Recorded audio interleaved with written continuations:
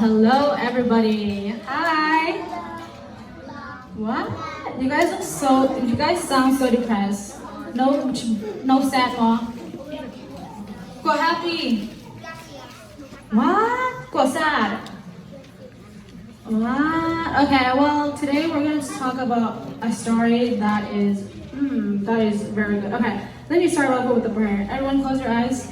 มีแค่เปิดมันสีดีมาก Okay.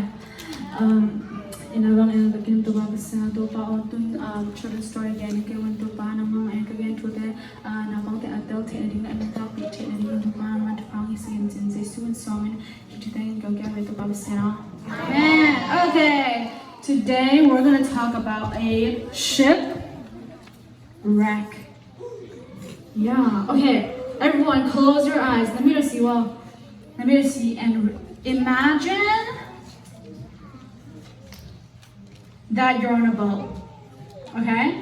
Imagine. Okay, you're imagining, right? Imagine. Just close your eyes and imagine you're on a boat.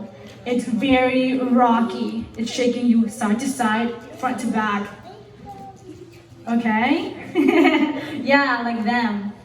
Well, who knows Paul? Paul and his friends were on a boat in a bad storm like you guys in your head. And something terrible happened. The wind howled. Can you guys say howl? Howl. What does howl mean? Like this. Woo! Right? Yeah, and it screamed. Have you guys ever heard a wind screaming? Yeah, well, the wind howled and screamed. The rain poured down. Waves pounded against the ship. And the ship rocked and tipped dangerously. All the people on board were certain that the boat would sink and they would all drown. Who has ever drowned before? I have. It's not fun, right? It's not fun to be drowning because it feels like you're about to die. All but Paul, that is. Paul stood before the people. He said, "Last night, my God sent an angel to me," he shouted over the storm. "Do not be afraid," the angel said. "God will save you and all the people sailing with you." What did Paul say? Okay, I need one person to tell me. Yes. God will save you and he will be with you, right? He said, "I trust in God," Paul declared. "Everything will happen as his angel told me. But we will crash on an island." On a what? Good. On the 14th night of the storm, the sailors sensed that the ship was near land. They threw their anchors overboard, hoping that would keep the ship from running into the rocky shore. As everyone anxiously waited for the daylight, Paul said, "You have not eaten all these days. Please, eat something." What did he say? Eat something. Yeah. You will need your strength. Remember, we will all be saved. Then Paul began to eat. So everyone ate, and they all felt better. Yeah, whenever we are hungry, if we eat, we feel better, right? Right? Yeah. Well, daylight finally came. The sailors tried to steer the ship to the shore, but it ran to the ground and got stuck.